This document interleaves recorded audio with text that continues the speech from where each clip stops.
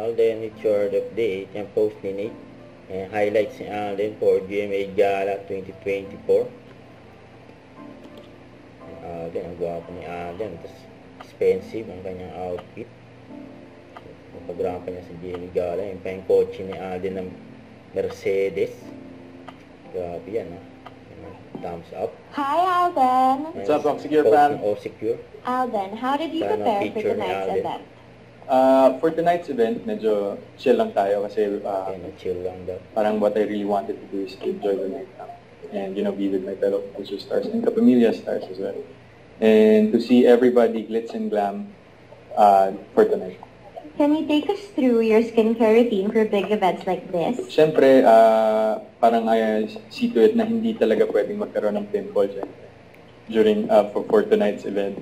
And the only facial cleanser I use whenever I have pimples is talagang yung Oxecure facial cleanser.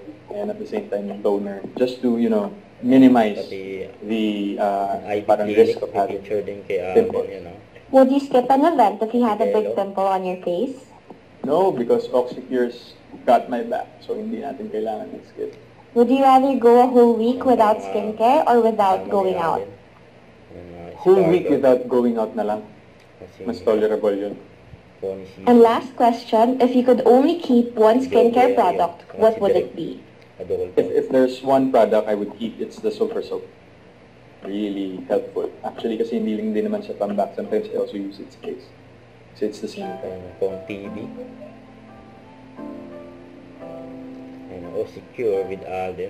Huwag kalimutan mag-subscribe, click ang notification bell para mga update. Ito po ang Mature Reaction Vlog. Bye guys, thank you for watching.